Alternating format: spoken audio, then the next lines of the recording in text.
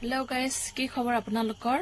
আৰু আজি বাইদেৱে মানে অসুবিধা হৈছে। এতিয়া মই ভাত বনাবলৈ যাওঁ।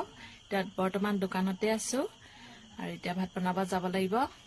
বলকচোন যাওঁ দেখো। এতিয়া ফাইনেলি মই ভাত বনাই আছো। ভাত বনাই মানে হৈ গ'ল। এয়া দেখিছেনে ধুনীয়াকৈ মানে হৈ আছে। আৰু এয়া মই এতিয়া ভাত ঘুকুটা বাৰীৰ লগত ধুনীয়াকৈ ঘুকুটাই দিছোঁ।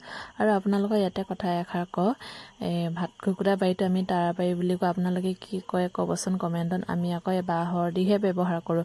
কোনে কোনে আমাৰ নিচিনা মানে তাৰা বাৰী ভাত ঘুকুটা বাঁহৰ দি ব্যৱহাৰ কৰে আপোনালোকে কমেণ্টত জনাবচোন। ইফালে মই ভাতটো জুইত আনি দিছোঁ, যিহেতু কাঠখৰি আঙঠা। আৰু ইফালে আহি পালোঁ দোকানত। এইটো চৌকাটো দেখিছেনে? বৰষুণ দিলে মানে মই ইয়াত গাহৰিৰ কাৰণে দানা বনাওঁ। যিহেতু বৰষুণ দিলে নহ'ব, সিহঁতক খুৱাবই লাগিব। আৰু ইফালে মই বৰষুণ নিদিলে বাহিৰত বনাওঁ।